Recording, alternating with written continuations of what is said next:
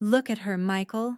Just look at her family. I've never seen such trailer trash at a country club wedding. This is exactly what I was afraid would happen when you started dating beneath your class. Victoria's voice carried across the elegant reception hall with the particular venom that only comes from someone who believes bloodlines and bank account balances determine human worth. Her words hit me like a physical blow, delivered loud enough for half the wedding guests to hear, including my own family members who had driven 8 hours to celebrate what should have been the happiest day of my life. Sometimes the most devastating attacks come not from strangers, but from people who are supposed to become family on your wedding day. I'm Sarah, 26 years old, an elementary school teacher who grew up in a mobile home park and had just married the love of my life in the most beautiful venue I'd ever seen. What I hadn't expected was to have my new mother-in-law publicly humiliate me and my family during our reception, turning my fairy tale wedding into a nightmare of social class warfare.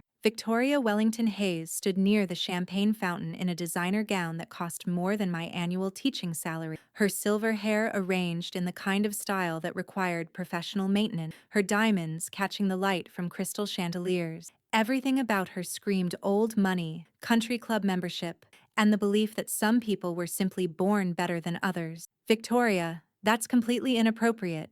Michael's voice cracked with embarrassment and fury as he stepped between his mother and the rest of the reception guests. Sarah is my wife now, and her family deserves respect. Respect is earned through breeding and proper upbringing, not through marrying above one's station. Victoria replied with ice-cold precision. That girl may have fooled you with her sweet teacher act, but trailer trash is trailer trash, regardless of the wedding dress. When someone uses your background as a weapon, they're revealing more about their own character than about yours. The reception hall had fallen into stunned silence, 200 guests frozen with champagne glasses halfway to their lips as they witnessed what was supposed to be a private family moment exploding into public humiliation. The string quartet had stopped playing, servers stood motionless with their trays, and even the children seemed to sense that something terrible was happening. My father, dressed in the best suit he owned, a simple gray ensemble from JCPenney that he'd saved for 3 months to afford,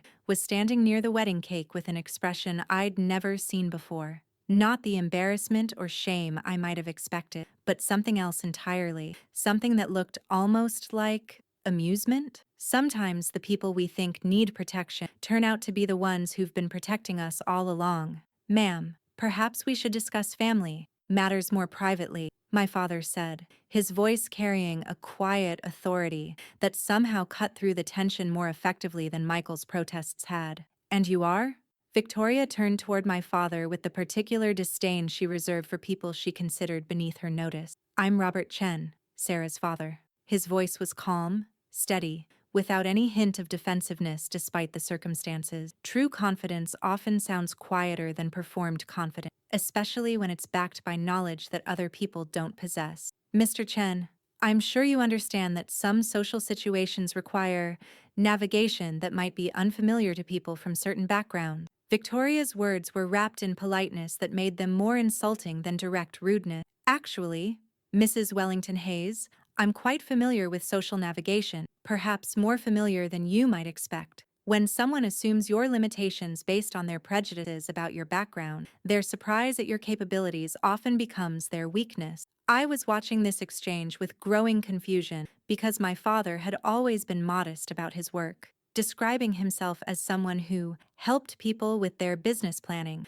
without ever elaborating on what that actually meant or why he sometimes received phone calls at odd hours from people who seemed very anxious to speak with him. I'm sure you do your best with what you know, Victoria replied with the kind of patronizing tone that suggested she was being generous by acknowledging his existence. But some differences in social class simply cannot be overcome by good intention. You're absolutely right about differences in social class, my father said, removing something from his jacket pocket. They often reveal themselves in unexpected ways. Truth revealed at the right moment often has more impact than truth argued at the wrong time. He handed Victoria a simple business card, cream-colored paper with elegant black lettering, nothing flashy or ostentatious. But whatever was printed on that card made Victoria's face cycle through a series of expressions: confusion, recognition, shock, and finally something that looked like terror. That's impossible, she whispered,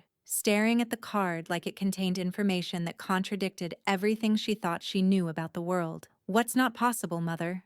Michael asked, moving closer to see what had caused such a dramatic change in his mother's demeanor. Sometimes the most powerful revelations require no explanation, just documentation of facts that speak for themselves. Michael, are you familiar with your mother's family business? My father asked conversational. Wellington Hayes Holding. They manage luxury real estate investment. It's been in the family for 4 generations. That's correct. And do you know who their largest private investor has been for the past 12 years? The question hung in the air like smoke, and I could see Victoria's face growing paler with each passing second as she apparently realized where this conversation was heading. When someone's assumptions about power dynamics meet actual power dynamics, the conversation often takes dramatic turns. What are you saying? Michael looked between his mother and my father with growing confusion. I'm saying that your mother's real estate empire has been very successful, largely due to the investment and financial backing from Chen Capital Venture, which is my company. So why did Victoria's expression of dawning horror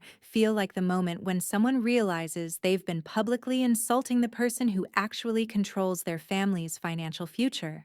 People often assume that children who grow up in mobile homes come from families with limited resources and fewer opportunities, but the truth about my childhood was more complicated than Victoria's assumptions could accommodate, and more complicated than I had understood myself until this moment. When you grow up in a family where wealth is treated as a responsibility rather than a status symbol, you often don't realize how much power lies hidden beneath modest appearance. I'd always known my father worked in finance, but I'd assumed that meant he helped small businesses with their bookkeeping or maybe managed accounts at a local bank. Our mobile home had been comfortable but simple, 3 bedrooms in a well-maintained park where neighbors looked out for each other and children could play safely in the street. My father had chosen that lifestyle deliberately, though I was only beginning to understand why. Real wealth often hides behind modest choices because it's focused on building rather than displaying, especially when it's managed by people who understand the difference between having money and flaunting money. Chen Capital Ventures?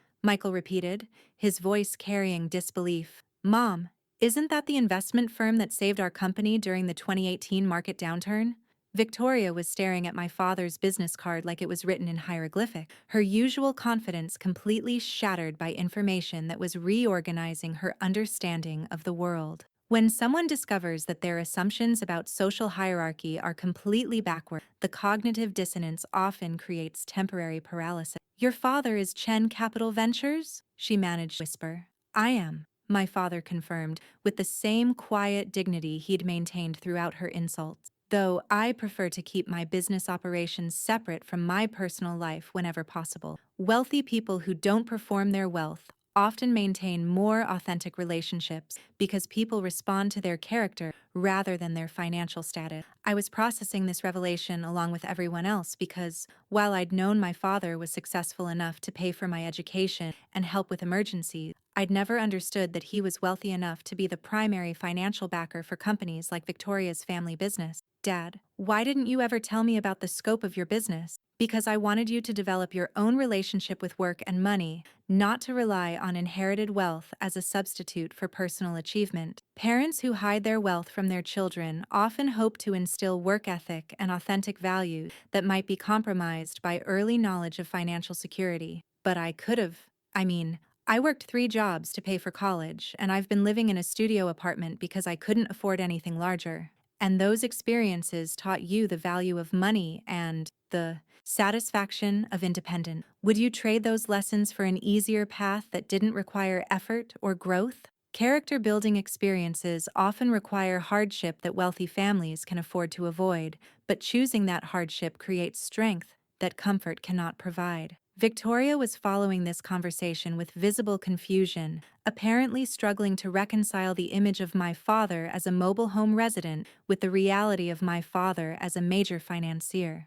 Mr. Chen, if you control Chen Capital Venture, why did you choose such a modest lifestyle? When someone's prejudices about wealth and lifestyle get challenged, they often struggle to understand choices that don't align with their assumptions about how wealthy people behave. Mrs. Wellington Hayes, I live modestly because I believe wealth is a tool for creating opportunities, not a costume for performing social status. But surely someone in your position would want to enjoy the benefits of success. I do enjoy the benefits of success. I've been able to provide excellent education for my daughter, support causes I believe in, and help businesses create jobs and economic stability. Those seem like meaningful benefits to me. People who use wealth for impact rather than display often confuse people who use wealth primarily for social positioning. Michael was shaking his head in amazement. Sarah, did you know your father was... I knew he was successful, but I had no idea about the extent of his business operation. He always described his work in very general terms. Because specific terms would have changed how people treated you, and I wanted you to be valued for your character rather than your financial connection. Privacy about wealth often protects children from relationships that are based on financial interest rather than genuine affection. Dad, how long have you been the primary investor for Wellington Hayes Holdings? 12 years. Since they needed capital restructuring after the recession, they've been very successful with our partnership. Anonymous business relationships often continue for years without personal contact, especially when they're managed through intermediaries. Victoria was beginning to understand the implications of what she'd done, publicly insulting the daughter of the man who had been funding her family's luxury lifestyle for over a decade. Mr. Chen, our business relationship has always been conducted through intermediaries. I had no idea that you were Sarah's father, and I had no idea that you were Michael's mother until tonight. Though I must say, your behavior toward my daughter provides interesting insight into your family's values. When business relationships become personal relationships unexpectedly, both sides often learn information that affects their professional partnership. If I had known about our business connection, you would have treated Sarah differently, based on her financial connections rather than her personal worth? When someone's treatment of others depends on financial relationships, they're revealing that their respect is transactional rather than human. That's not what I meant. What did you mean, Mrs. Wellington Hayes? Victoria was trapped between admitting that she would have treated me better if she'd known about my father's money, which would confirm that her respect was purely financial, or claiming that the business relationship didn't matter, which would fail to excuse her behavior. Moral traps often reveal people's true priorities when they're forced to choose between honesty about their transactional values and claims about their ethical principles. I meant that I would have approached family introductions more carefully. So why did Victoria's admission that she would have been more careful if she'd known about my father's wealth feel like confirmation that her cruelty had been a calculated choice rather than an emotional reaction? More carefully? My father repeated, his voice carrying the particular precision of someone who understood exactly how revealing Victoria's word choice had been. What would have been more careful about calling my daughter trailer trash if you'd known I controlled your family's primary source of investment capital? The question hung in the elegant air of the reception hall like a sword, cutting through any possibility that Victoria could claim her behavior had been anything other than deliberate class-based cruelty. When someone's hypothetical behavior reveals that their actual behavior was a conscious choice rather than an emotional mistake, accountability becomes unavoidable. Victoria's face cycled through expressions as she apparently realized that every answer to that question would confirm that her treatment of me had been based on calculated social hierarchy rather than protective family concern. Mr. Chen, I think there may have been some misunderstanding about my intentions. What kind of misunderstanding?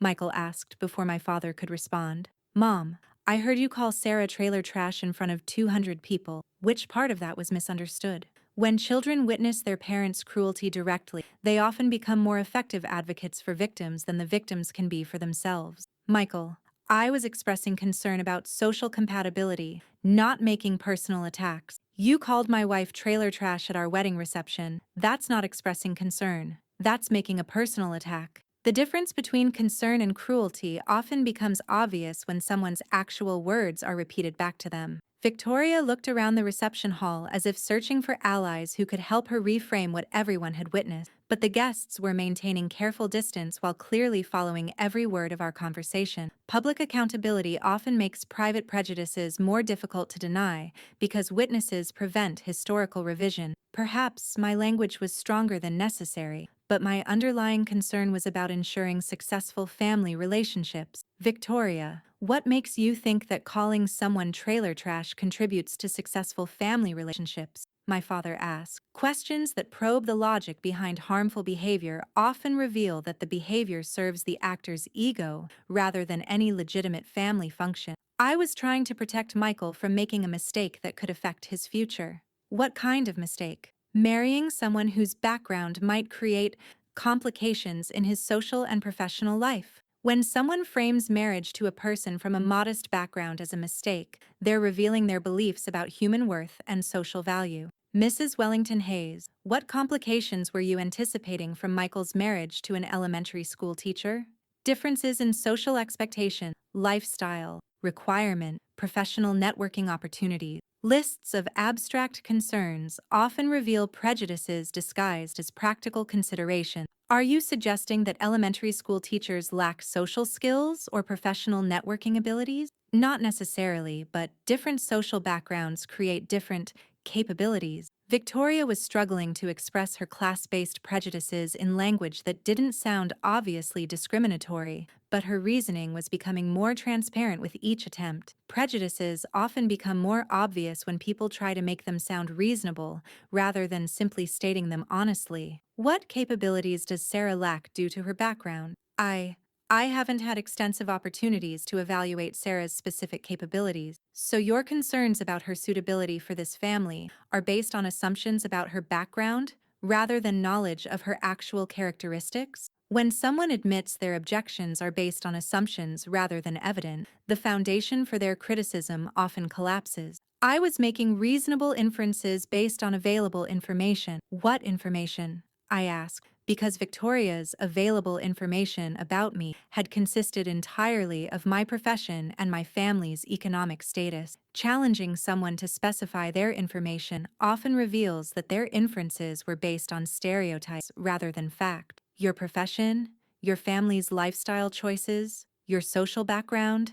Victoria, what do you actually know about my social background? You grew up in a mobile home park. Your father works in financial services. You teach elementary school.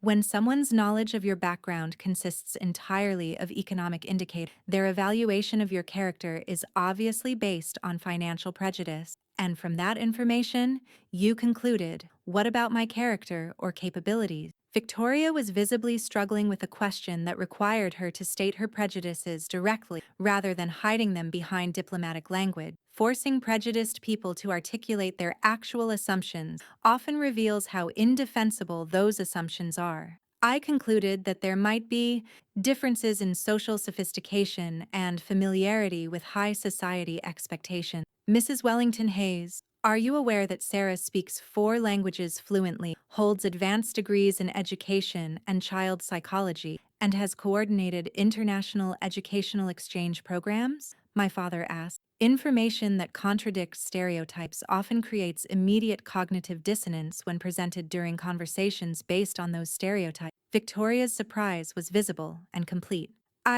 No, I wasn't aware of Sarah's educational achievements or international experience. So your assumptions about her social sophistication were based on what evidence? I based my assessment on her background and profession. You assumed that people from mobile home parks lack social sophistication? Not necessarily, but different backgrounds provide different opportunities for social development. When someone's prejudices get examined through direct questioning, they often retreat to increasingly vague justifications that sound more obviously problematic. Victoria, Sarah's background provided opportunities for social development that your background probably didn't include, my father said. Managing classroom dynamics with 30 children from diverse backgrounds, communicating effectively with parents across economic and cultural differences, presenting educational content to school boards and community groups. Professional requirements often involve more complex social skills than people who haven't experienced those requirements understand. Those are certainly valuable skills. Are they the skills of someone who lacks social sophistication? Victoria was discovering that her stereotypes about both mobile home communities and teaching profession didn't align with the actual requirements of living and working in those environments. Prejudices often collapse when examined against actual facts about the people or groups being prejudged. I may have misunderstood the social requirements of educational professions and diverse community living. What else may you have misunderstood about Sarah or our family? Michael asked. When someone admits to one prejudice-based misunderstanding, the question of what other prejudices might be affecting their judgment becomes relevant. I should have learned more about Sarah as an individual before forming opinions about family compatibility. You should have treated her with basic human dignity regardless of her background, Michael said with more directness than I'd ever heard him use with his mother. Sometimes children need to teach parents lessons about respect that the parents should have learned decades earlier. So why did Victoria's admission that she should have learned about me as an individual feel less like genuine recognition and more like damage control now that she knew about my father's financial power? Victoria, I want to understand something about your thinking process tonight, my father said, his voice carrying the calm authority of someone who was used to analyzing complex situations for strategic advantage. When you looked at my daughter, what exactly did you see that prompted you to call her trailer trash? The directness of his question cut through any remaining possibility that this conversation could be resolved through diplomatic language or graceful backtracking. When someone's prejudices get examined systematically, they often discover that their reasoning is based on stereotype rather than observation. Victoria's discomfort was visible as she apparently realized that any honest answer would reveal thinking patterns she'd probably never had to defend publicly. I saw someone from a very different social background than our family, and I was concerned about long-term compatibility. What specifically did you see that indicated social incompatibility? Her family's economic circumstances, their lifestyle choices, the differences in educational and cultural background.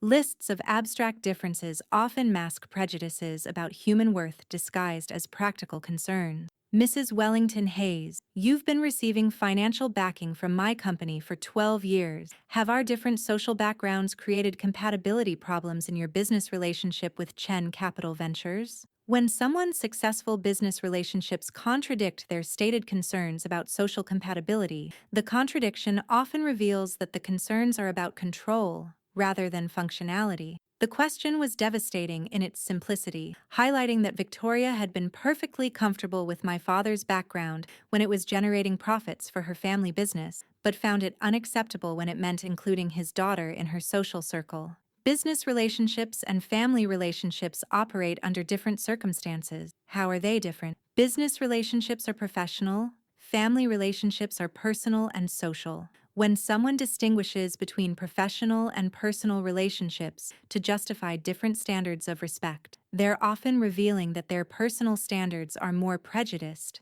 than their professional standard. Victoria, what makes personal relationships different from professional relationships in terms of social background compatibility? She was struggling with a question that required her to explain why someone's background was acceptable for generating her wealth, but unacceptable for joining her family. Logical inconsistencies often become obvious when someone is forced to explain why they apply different standards to the same person in different contexts. Family relationships involve social integration, shared lifestyle expectations, cultural compatibility, and business relationships don't involve any of those elements. Our relationships are more contained. They don't require the same level of social interaction. When someone claims that business relationships are contained, while family relationships require social integration, they're often trying to justify prejudices that sound less reasonable when stated directly. Mrs. Wellington Hayes, Chen Capital Ventures has provided over $40 million in investment capital to your family's real estate holdings over the past 12 years. Does that sound like a contained relationship to you? Financial facts often provide perspective on the actual scope and importance of relationships that people are trying to minimize. Victoria's face went white at the mention of the specific dollar amount, and I saw several wedding guests exchange glances as they realized the financial implications of what they were witnessing. When the scope of someone's financial dependence gets revealed publicly, their ability to claim superiority often evaporates immediately. I had no idea the investment relationship was quite so substantial. Victoria, your family business would not exist in its current form without my father's financial backing, I said, finally finding my voice as the full implications of this revelation became clear. You've been living a luxury lifestyle funded by the man whose daughter you just called trailer trash at her own wedding. Truth stated simply often has more impact than truth argued complexly, especially when the truth reveals complete reversal of assumed power dynamics. Sarah, I owe you a tremendous apology for my behavior tonight. What are you apologizing for, specifically? Michael asked before I could respond. For insulting Sarah? Or for insulting the daughter of your family's primary financial backer? When apologies arrive immediately after revelations about financial dependence, their motivation often becomes questionable. I'm apologizing for my inappropriate behavior and my hurtful language. Would you be apologizing if you hadn't learned about my father's business relationship with your family? I asked directly.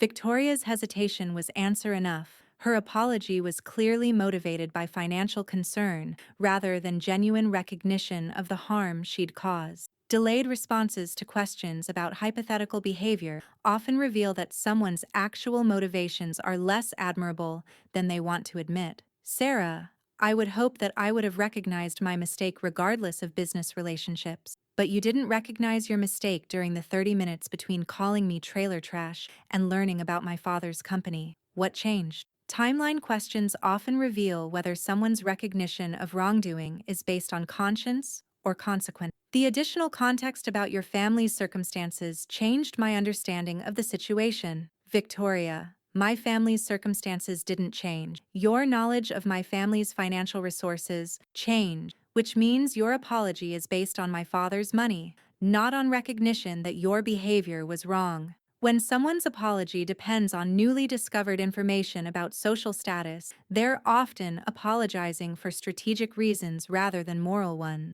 That's not entirely fair. What's not fair about it? My father asked. Your behavior toward my daughter was based on her apparent economic status. Your apology is based on her actual economic status. Both responses are transactional rather than human. When someone's treatment of others depends consistently on economic consideration, they're revealing that their respect is always conditional on financial factors. Victoria looked around the reception hall, perhaps realizing that her attempts to justify her behavior were making her look worse rather than better in front of everyone who mattered to her social reputation. Mr. Chen, what would you like me to do to address this situation? When someone asks what they should do rather than figuring out what they should do, they're often more concerned about managing consequences than understanding their mistakes. I'd like you to examine why you believe that economic circumstances determine human worth, and why you think wealth gives you the right to humiliate people you consider financially inferior.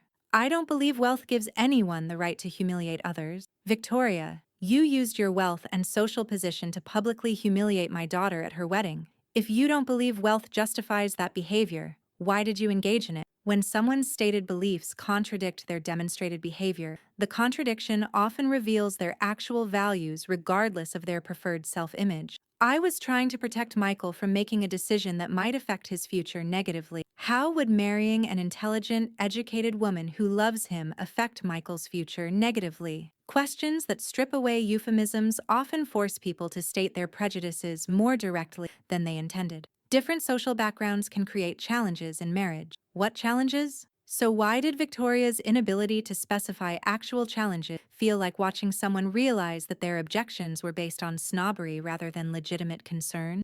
Different expectations about lifestyle, social obligation, financial management. Victoria's voice trailed off as she apparently realized that none of her concerns made sense when applied to someone whose father controlled more wealth than her entire family. Mrs. Wellington Hayes, are you concerned that Sarah doesn't understand financial management? My father asked, with what might have been amusement. Given that she's been managing her finances independently since age 18 while earning a teacher's salary? When someone's assumptions about other people's capabilities get challenged by actual fact, the assumptions often reveal more about prejudice than about legitimate concern. Or, are you concerned that she doesn't understand social obligation? I added, finding confidence as the absurdity of Victoria's position became clearer. Because I've been managing parent conferences, school board presentations, and community education events for 4 years. Or perhaps you're concerned about lifestyle expectations? Michael joined in, his voice carrying the sharp edge of someone who was beginning to understand how his mother's mind actually worked. Because Sarah chose to live modestly despite having access to wealth,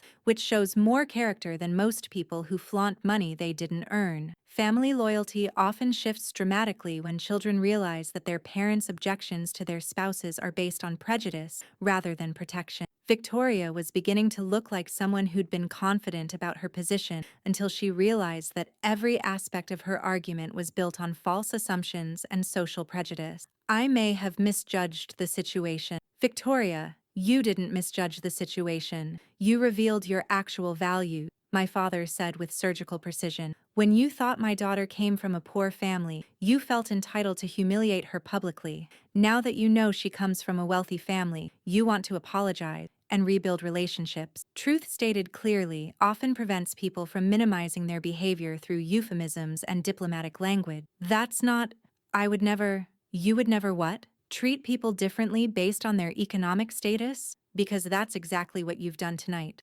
Denials often sound less convincing when someone's behavior provides clear evidence of the attitudes they're denying. Mr. Chen, I understand that my behavior tonight was inappropriate, and I'm genuinely sorry for the pain I've caused Sarah. Victoria, your behavior wasn't inappropriate. It was revealing. You've shown exactly how you evaluate human worth and exactly how you treat people you consider beneath your social class. Sometimes the most important revelations aren't about what someone did wrong, but about who they actually are when they think their behavior won't have consequences. The reception hall had remained unusually quiet throughout our extended conversation, with guests maintaining respectful distance while clearly aware that family relationships were being fundamentally restructured through this public discussion. What happens now, Mr. Chen? What happens now is that you live with the consequences of publicly humiliating my daughter at her wedding reception, and I decide whether Chen Capital Ventures continues its investment relationship with Wellington Hayes Holding.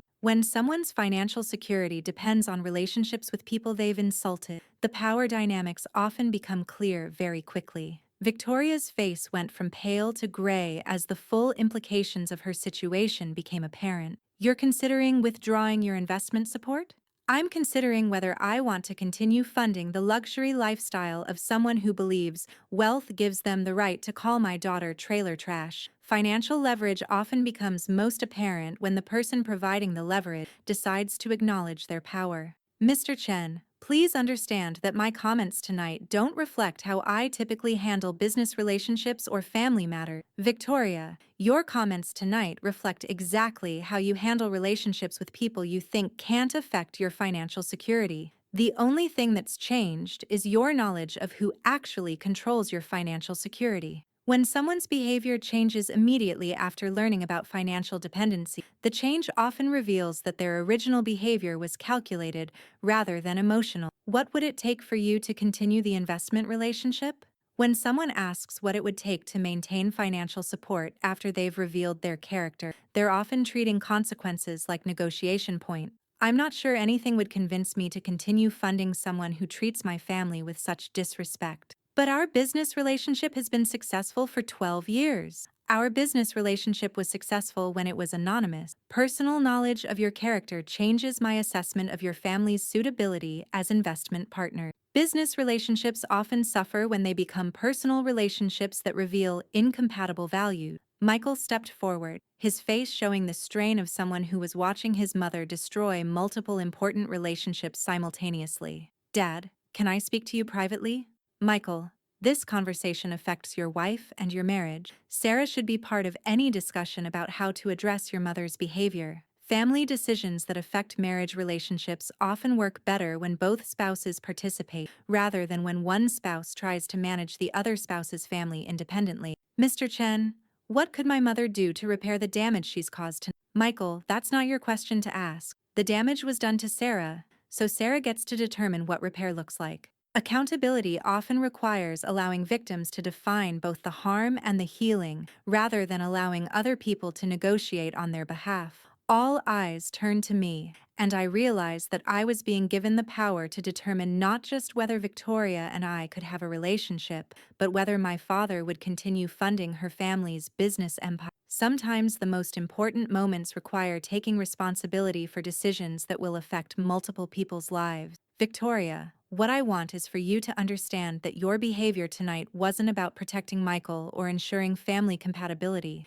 It was about maintaining social hierarchy that serves your ego rather than anyone's actual welfare. I think you're right about that. Recognition of problematic motivations often sounds different from defensive justification, even when both responses come from the same person. And I want you to understand that respect for people shouldn't depend on their economic status, their profession, or their family background. I understand that now. Understanding and behavioral change are different things, but understanding often provides the foundation for change. Victoria, what would convince me that you actually understand those things is evidence that you're willing to examine and change the thinking patterns that created tonight's behavior, not just apologize for the consequences of those patterns. What kind of evidence? That's not for me to specify. That's for you to figure out through honest self-reflection about why you believe some people deserve dignity and others don't. Personal growth often requires individual effort rather than external instruction, especially when the growth involves abandoning long-held prejudices. And depending on what my father observes about your commitment to that self-reflection, he'll make his own decisions about future business relationships. Financial consequences often motivate personal growth more effectively than moral argument, especially when someone's lifestyle depends on the relationships they've damaged. So why did watching Victoria realize that her prejudices had just destroyed both her son's wedding day and her family's financial security feel like justice served with perfect timing?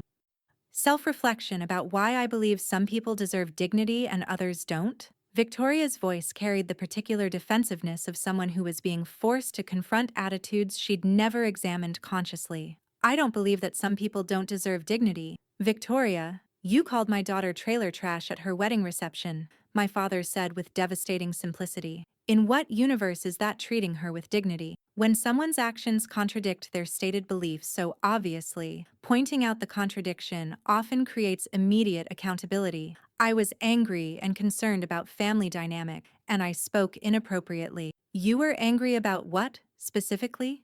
About Michael making a decision that could affect his social and professional future. When someone's anger about family decisions gets examined directly, the underlying motivations often become clearer than the stated concern. Victoria, how would marrying an elementary school teacher affect Michael's professional future negatively? Different social circles, different professional networking opportunities, different lifestyle expectations. Are you suggesting that elementary school teachers drag down their spouse's professional prospects? Questions that force people to state their prejudices directly often reveal how indefensible those prejudices are. I'm suggesting that different social backgrounds can create challenges in professional advancement. What challenges? Victoria was struggling to articulate concerns that sounded reasonable when they were based entirely on class prejudice disguised as practical consideration. When someone's concerns remain vague under questioning, they're often based on stereotypes rather than legitimate issues. Differences in social sophistication, familiarity with business entertainment protocols, comfort in high society situations. Mrs. Wellington Hayes, Sarah manages parent conferences, coordinates with state education officials, presents to community leaders, and handles crisis communications when schools face public scrutiny. Which of those responsibilities requires less social sophistication than country club socializing? Professional requirements often involve more complex social skills than recreational social activities, but people who focus on recreational socializing often don't recognize professional social demands. Those are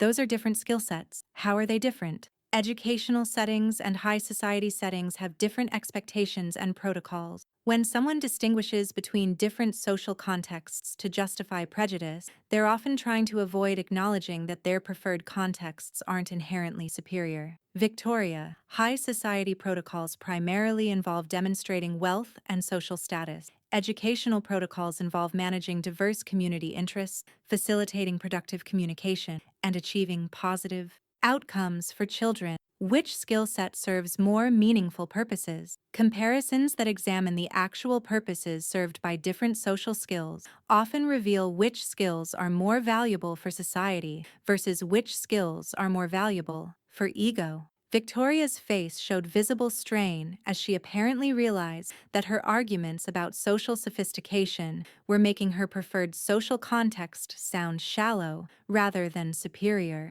I understand that educational professions require significant social skills, but you don't consider those skills transferable to family social situations? I may have underestimated the social demands of educational professions. When someone admits to underestimating something, the question often becomes why they made assumptions rather than seeking information. Why did you underestimate those social demands? Because I assumed that public school teaching was less complex than the social situations I'm familiar with. Honesty about assumptions often reveals prejudices that diplomatic language was designed to conceal. Victoria, you assumed that managing 30 children from diverse economic and cultural backgrounds, coordinating with parents who have different educational expectations, and presenting curriculum information to community boards requires less social sophistication than managing country club dinner conversations. When someone's assumptions get stated clearly, they often sound obviously absurd. When you put it that way, my assumptions sound unreasonable. They don't just sound unreasonable, they are unreasonable, and they're based on prejudices about class and education that have nothing to do with actual social capabilities. Recognition that assumptions are unreasonable often leads to questions about what other assumptions might be equally problematic. Michael had been listening to this exchange with growing frustration, and he finally interrupted his mother's attempts at justification. Mom, just stop. Stop trying to make your prejudices sound reasonable. You insulted Sarah because you think poor people are inferior to rich people. That's the truth. And everything else is just you trying to avoid admitting it. Sometimes the most effective intervention is abandoning diplomatic language in favor of direct truth. Michael, that is exactly what happened. You saw Sarah's family, you made assumptions about their social class, and you decided that made them, and her, unworthy of basic respect. When children confront their parents' prejudices directly, the confrontation often carries more weight than external criticism. I was trying to protect you. From what? From marrying someone who loves me and treats me well? From having a wife who chose meaningful work over high-paying work? From building a family with someone who has integrity and kindness? Questions that challenge protective motivations often reveal that the protection serves the parent's preferences rather than the child's welfare. From making a decision that could limit your future opportunities. What opportunities would be limited by marrying Sarah? Victoria couldn't answer the question because any honest response would require her to admit that her concerns were about social status rather than actual opportunities. When protective arguments can't be supported with specific examples, they're often based on prejudice rather than legitimate concern. Victoria, I want to be very clear about something, my father said, his voice taking on the authority of someone who had made a decision. Your behavior tonight has convinced me that Chen Capital Ventures should reevaluate our investment relationship with Wellington Hayes Holding. Mr. Chen, please don't punish my entire family for my personal mistakes. I'm not punishing anyone. I'm making business decisions based on my assessment of your family's character and value, which affects my comfort level with long-term financial partnerships. When business decisions are based on character assessment, they often serve legitimate partnership considerations rather than punitive purposes. What would it take for you to reconsider that decision? Evidence that your family understands why tonight's behavior was unacceptable, and commitment to ensuring that similar behavior doesn't happen again. Conditions for relationship repair often require both understanding and behavioral change, rather than just apology. How can I provide that evidence? Victoria, that's not my problem to solve. You created this situation through your choices, and you need to figure out how to address it through your action. Personal accountability often requires individual problem solving rather than external guidance about how to make amends. So why did watching Victoria realize that her prejudices had created consequences she couldn't control or negotiate away feel like justice that was both inevitable and appropriate? 3 weeks after my wedding reception, Victoria requested a private meeting at a quiet restaurant downtown, her voice carrying an uncertainty I'd never heard before and what sounded like genuine humility rather than strategic damage control. When someone who has shown prejudice initiates private conversation with the target of that prejudice, the meeting often represents either authentic growth or sophisticated relationship management. Sarah, Thank you for agreeing to meet with me. I know my behavior at your wedding created trust issues that may not be repairable. Victoria looked different than she had at the reception, less formally dressed, less perfectly composed, more like someone who was focusing on communication rather than appearance. People often present differently when they're prioritizing authentic interaction over social performance. What made you want to have this conversation? Michael has made it clear that my attitudes about social class are affecting my relationship with both of you, and your father has indicated that Chen Capital Ventures is reconsidering our investment partnership. I've been forced to examine thinking patterns I'd never questioned before. External consequences often create motivation for self-examination that moral arguments alone cannot provide. What kind of examination have you been doing? I've been trying to understand why I believed that your family's economic circumstances indicated anything meaningful about your character or your suitability as Michael's wife. Self-examination that focuses on reasoning processes often leads to more fundamental changes than examination that focuses only on specific behaviors. What did you discover about your reasoning? That it wasn't reasoning at all. It was prejudice based on assumptions I'd never tested against actual evidence. Recognition that prejudices aren't based on logic often creates space for different approaches to evaluating people and situations. Victoria, what assumptions were you making about my family? I assumed that people who live in mobile homes have limited education, limited social sophistication, and limited understanding of professional and social expectations. Honesty about specific prejudices often sounds worse when stated directly, but it also provides foundation for addressing those prejudices systematically. And what evidence were those assumptions based on? No evidence. They were based on stereotypes I'd absorbed from my social environment without ever questioning whether they were accurate. When someone admits their beliefs were based on stereotypes rather than experience, they often begin to question other beliefs that might be equally unfair. Victoria, what helped you recognize that your assumptions were based on stereotypes? Your father's questions at the reception, when he asked me to explain why someone's background would affect family compatibility, I realized I couldn't provide logical answers. Questions that probe logical consistency often reveal when beliefs are based on emotion or tradition rather than reason. How did that recognition affect your thinking about me specifically? It made me understand that I had never actually evaluated you as an individual. I had categorized you based on your background and then treated the category as if it were information about your personal characteristics. Distinguishing between individual evaluation and categorical thinking often reveals how prejudice works to avoid actual knowledge about people.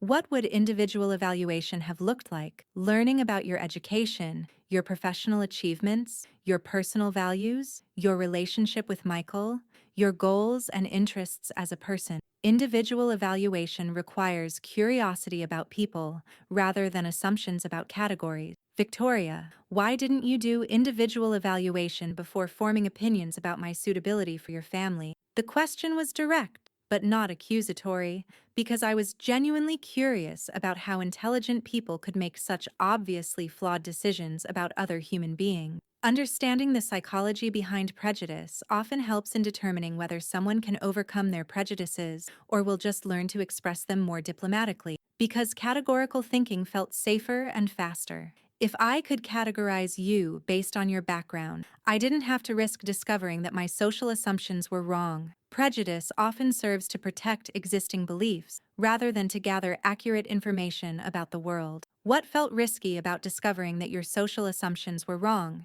If people from modest backgrounds could be socially sophisticated and personally admirable, then my beliefs about class superiority would be meaningless. And if those beliefs were meaningless, then my sense of my own social worth would need different foundations. Self-awareness that connects prejudice to personal insecurity often indicates potential for genuine change rather than just behavioral modification. Victoria, what foundations would you prefer for your sense of social worth? Personal character, contributions to other people's welfare, authentic relationships based on mutual respect rather than social hierarchy. When someone articulates healthier values, the question becomes whether they can develop behaviors that align with those values. What would it look like to build social worth based on those foundations instead of class hierarchy? Treating people with respect regardless of their economic circumstances. learning about individuals rather than making categorical assumptions, contributing to community welfare rather than just maintaining social position. Behavioral change often requires specific commitments rather than general intention. Victoria, what specific changes are you planning to make in how you approach relationships with people from different backgrounds? I want to ask questions about people's experiences rather than making assumptions based on their circumstances. I want to evaluate character through observation rather than through social credentials. Commitment to specific behavioral changes often indicates more serious intention than general statements about improved attitude. How will you know whether you're successful in making those changes? I suppose I'll know based on whether my relationships with people become more authentic and whether I feel more confident about my social interaction because they're based on genuine connection rather than status performance. Metrics for personal growth often focus on relationship quality rather than social positioning. Sarah, what would help you feel more confident that my attitude changes are genuine rather than just strategic responses to financial consequences? The question surprised me because it acknowledged directly that her motivation for change might be primarily financial rather than moral. When someone acknowledges that their motivation for change might be questionable, they're often creating space for authentic motivation to develop. Time and consistency. If your behavior toward people from modest backgrounds changes permanently rather than just temporarily, that would suggest genuine attitude change. That's fair. And what would convince you to give our family relationship another chance? Evidence that you can treat me with respect when you're not worried about financial consequences. Situations where you demonstrate that your evaluation of me is based on my character rather than my father's business success. Trust rebuilding often requires proof that someone's improved treatment is based on changed values rather than external pressure. Victoria, I'm willing to spend time getting to know each other better, but I need you to understand that my relationship with you will develop based on how you treat me going forward, not based on apologies for how you treated me in the past. I understand that. And Sarah, I want you to know that I'm not asking for forgiveness or trying to erase what happened at your reception. I'm asking for opportunities to demonstrate that I can do better. Requests for opportunities rather than forgiveness often indicate more realistic understanding of how trust rebuilding works. What kind of opportunities are you thinking about? Spending time together in low-pressure settings, learning about your work and interests, finding ways to support your marriage to Michael rather than creating obstacles. Specific relationship-building proposals often demonstrate more serious commitment than general promises to improve. So why did Victoria's recognition that she needed to earn trust rather than just receive forgiveness feel like the beginning of possible authentic relationship rather than just the end of acute family crisis? 2 months after our private conversation, Victoria and I met for our fifth coffee date, and something had shifted in ways that surprised both of us. Instead of the careful diplomatic exchanges I'd expected, we'd begun having authentic conversations about teaching, business ethics, and the differences between social position and personal worth. Trust often develops through accumulated small interactions rather than dramatic gestures, especially when both people are committed to authentic communication. Sarah, I want to ask you something that might sound strange, Victoria said, as we settled into our usual corner booth at the cafe that had become our neutral meeting ground. Go ahead. How do you maintain optimism about people when you work with children from such challenging backgrounds? Some of your students face poverty, family instability, educational disadvantages. Doesn't that become discouraging? When someone asks genuine questions about your work experience, they're often trying to understand your perspective rather than just managing relationships.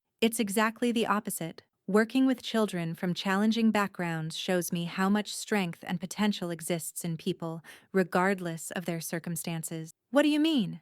I've watched 8-year-olds help their younger siblings with homework because their parents work multiple jobs. I've seen kids share their lunch with classmates who forgot theirs, even when they don't have much to share. I've watched children translate for their parents during conferences because they're managing multiple languages better than adults.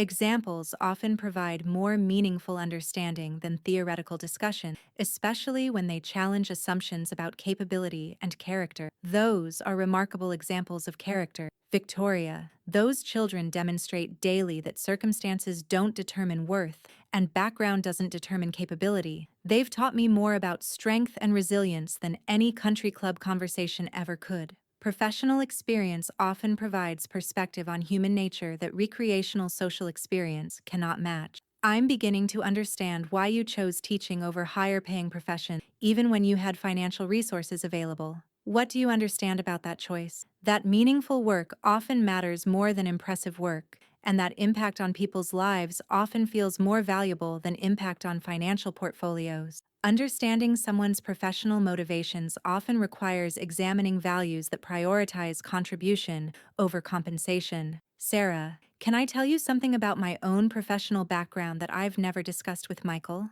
Of course. Wellington Hayes Holdings wasn't always a successful luxury real estate company. When I took over management from my father 15 years ago, we were primarily focused on low-income housing development. Personal history that contradicts current social presentation often reveals complexity that surface impressions don't capture. What changed? Market opportunities and your father's investment capital allowed us to move into luxury markets, which were more profitable but also more socially prestigious. I gradually shifted our focus from serving working families to serving wealthy families. Business evolution that moves from serving community needs to serving profit opportunities often reflects changing priorities about purpose versus prestige. Do you think that shift affected your attitudes about social class? I think focusing exclusively on wealthy clients made me forget that financial resources don't correlate with personal character. When your professional world consists entirely of people who can afford luxury real estate, it's easy to start believing that financial success indicates superior worth. Professional environments that lack economic diversity often create distorted perspectives about the relationship between wealth and human value. Victoria, what made you decide to tell me about your company's history? Because I realized that my prejudices about social class developed gradually as I moved away from working with economically diverse clients. Understanding that evolution helps me understand how to reverse it. Self-awareness about how prejudices develop often provides insight into how they can be overcome. What would reversing that evolution look like? Wellington Hayes Holdings has been discussing expanding back into affordable housing development, particularly housing for teachers, healthcare workers, and other essential professionals who can't afford luxury real estate but deserve quality housing options. Business decisions that serve community needs often reflect values that prioritize social impact over maximum profit. That sounds like meaningful work.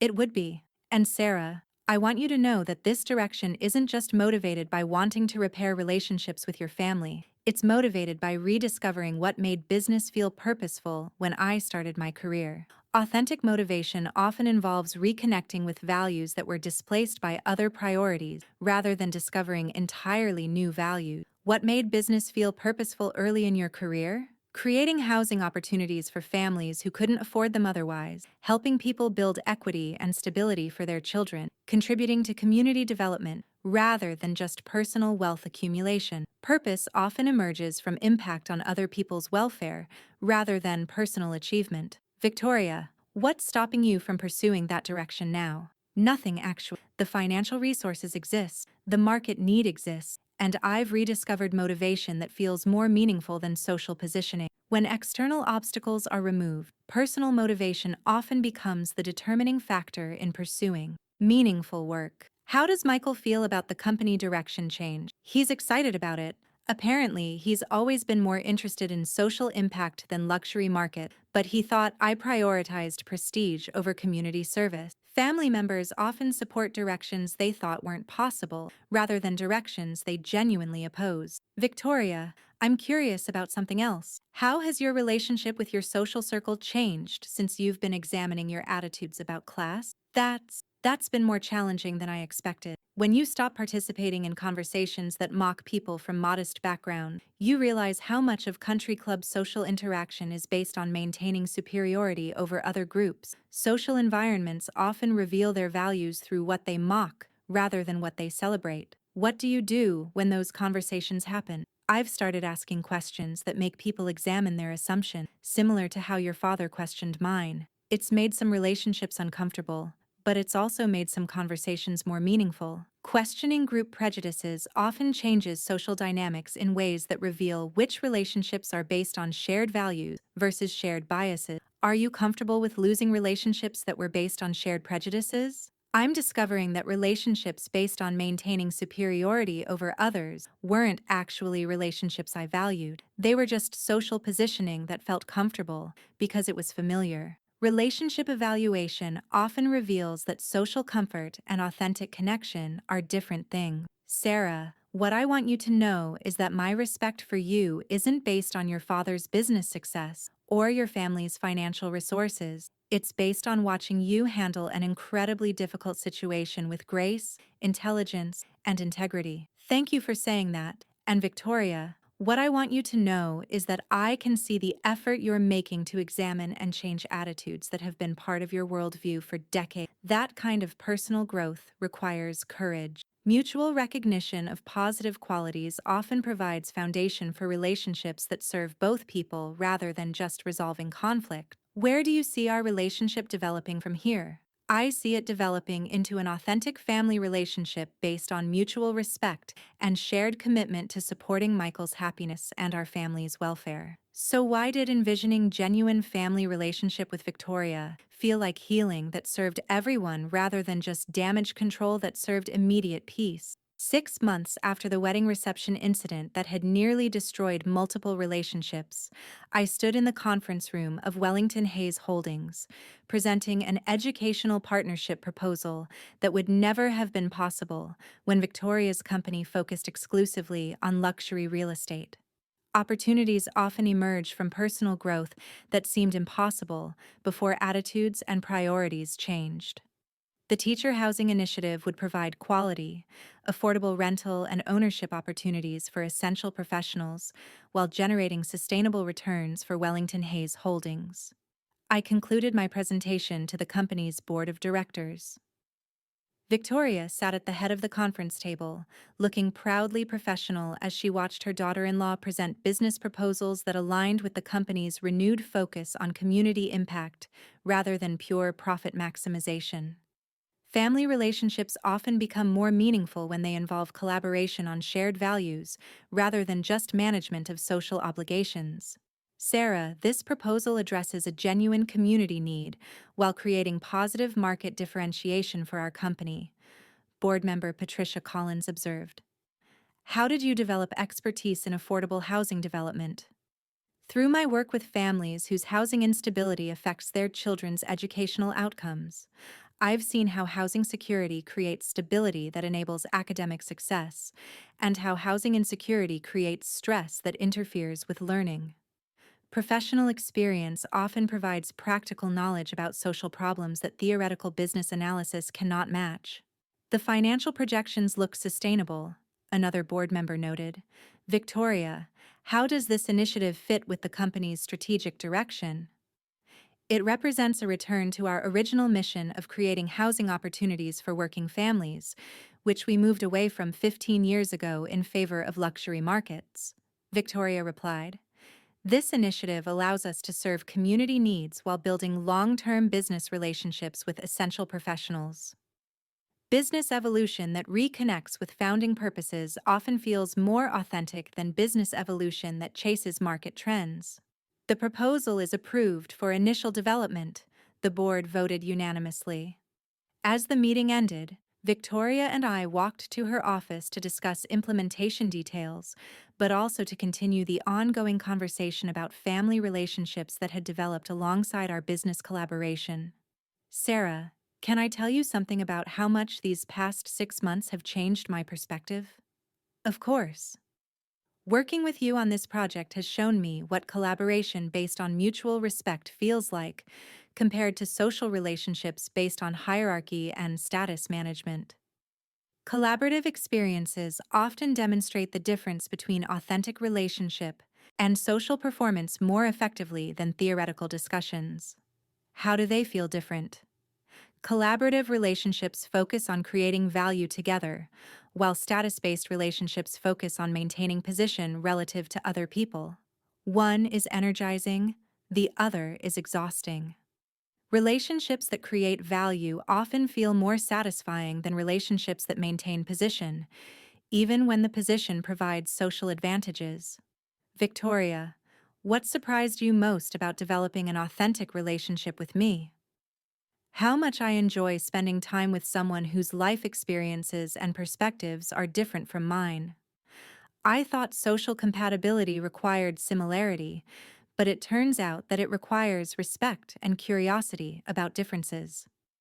Social compatibility often depends more on interpersonal skills than on shared backgrounds, especially when the skills include genuine interest in other people's experiences. What else has surprised you? How much my prejudices were limiting my understanding of the world. When I assumed that people from modest backgrounds had limited capabilities, I missed opportunities to learn from their strengths and insights. Prejudices often prevent learning that would benefit the prejudiced person as much as it would benefit the people being prejudged. Michael appeared in Victoria's office doorway, clearly pleased to find his wife and mother working together on business projects rather than managing family conflicts. How did the board meeting go? They approved the teacher housing initiative, I reported. Your mother's presentation about returning to community-focused development was excellent. Mom, how does it feel to be working on projects that serve families like Sarah's again? It feels like remembering why I wanted to work in real estate development in the first place, Victoria replied. Profit feels different when it comes from creating value for people rather than just from maximizing returns. Professional satisfaction often increases when work serves meaningful purposes rather than just financial goals. And Michael, how does it feel to have your wife and mother collaborating on business projects instead of avoiding each other? It feels like our family has become more authentic and more functional than it was before the wedding reception crisis. Family crises that force examination of problematic patterns often lead to relationships that work better than the original relationships. Sarah, what would you tell other people who face family prejudice based on their backgrounds? I'd tell them that prejudice reveals information about the prejudiced person's character, not about their worth as human beings, and that authentic relationships often become possible after prejudices get challenged and examined. Perspective often helps people understand that prejudice is about the prejudiced person's limitations rather than the targeted person's deficiencies. What else would you tell them? That economic circumstances don't determine human worth, and that people who treat others differently based on financial status are revealing their own values rather than accurate assessments of other people's character. Social class prejudice often reveals more about the prejudiced person's insecurities than about actual differences in human value. Victoria, what would you tell families who are struggling with class-based prejudices? I'd tell them that those prejudices probably aren't serving anyone's actual welfare, and that examining them honestly often leads to more meaningful relationships than maintaining them defensively. Self-examination of prejudices often benefits the prejudiced person as much as it benefits the people who are targets of prejudice. And I'd tell them that people's backgrounds provide information about their experiences, not their worth, and that diversity in family backgrounds often creates more interesting and supportive family relationships. Family diversity often strengthens families by providing more perspectives and resources, rather than creating the conflicts that people fear. Mom, what's your relationship like now with your country club social circle? Different. Some relationships have become more authentic because we've moved beyond status-based conversation to meaningful discussion about values and community contribution. Other relationships have become more distant because they were based primarily on shared prejudices. Social change often results in both improved relationships with some people and distance relationships with others, depending on what the original relationships were based on. Are you comfortable with losing relationships that were based on shared prejudices? I'm comfortable prioritizing relationships based on shared values over relationships based on social positioning. It turns out that values-based relationships are more satisfying even when they require more effort. Relationship quality often improves when it's based on authentic compatibility rather than social convenience. So, why did watching our family develop authentic relationships based on mutual respect feel like the most successful outcome? Not because anyone had won or lost, but because everyone had learned to value character over circumstances. 1 year later, the photo from our first anniversary dinner sits on my desk. Victoria, Michael, my father, and me at the restaurant where Victoria and I had begun our coffee meetings a year ago. All of us laughing at something Michael had said about the wedding reception incident that had once felt so devastating and now seemed like the catalyst that had forced our family to build relationships based on authenticity rather than assumptions. The most successful resolutions often transform painful experiences into foundational learning that strengthens everyone involved. Victoria had kept her commitment to examining and changing her attitudes about social class, not just in her relationship with me, but in her approach to business, community involvement, and social interactions. Wellington Hayes Holdings had become one of the region's most successful affordable housing developers, creating opportunities for teachers, healthcare workers, and other essential professionals while generating sustainable profits. Sarah, I keep thinking about how different our family relationships are now compared to a year ago. Victoria had said during our anniversary dinner, not just better, but more genuine in every way. Family relationships often become more satisfying when they're based on mutual respect rather than social obligation or conflict avoidance. What feels most different to you? Everyone can be themselves instead of performing roles that serve other people's expectations. You can be proud of your professional choice instead of defensive about it. Michael can share his values instead of hiding them to avoid family conflict. I can focus on meaningful work instead of just social positioning. Authenticity often reduces the emotional labor required to maintain relationships because no one has to manage carefully curated versions of themselves. The most significant change had been in my relationship with my own background and choices. Before the wedding reception incident, I'd sometimes felt defensive about my family's modest lifestyle and my choice to pursue teaching instead of a more lucrative career. Victoria's initial prejudices had forced me to articulate and own the values that had guided my decisions. Opposition often clarifies values more effectively than support, because opposition requires conscious defense of choices that might otherwise remain unexamined. Dad, what do you think you learned from watching this situation develop over the past year? I learned that privacy about wealth often protects families from relationships based on financial interest, but it can also create problems when secrecy prevents people from understanding family dynamics accurately. Privacy that serves protection often becomes problematic when it creates misunderstandings that could be prevented through appropriate disclosure. Do you regret keeping your business success private from me for so long? I don't regret giving you opportunities to develop independence and character without knowing about inherited wealth. But I might have handled Victoria's behavior differently if I'd been more transparent about family financial resources from the beginning. Parental strategies that serve long-term development goals sometimes create short-term complications that require course correction. How might you have handled it differently? I might have provided information that would have prevented her from making assumptions about our family circumstances, rather than allowing those assumptions to develop into public humiliation before correcting them. Prevention often requires proactive communication rather than reactive correction, especially when assumptions are based on limited information. Victoria had also learned important lessons about the relationship between wealth and worth, not just intellectually, but experientially through her company's renewed focus on affordable housing development. Working with families who are building equity for the first time has reminded me daily that financial circumstances don't determine character, capability, or deserving of respect. she'd reflected recently.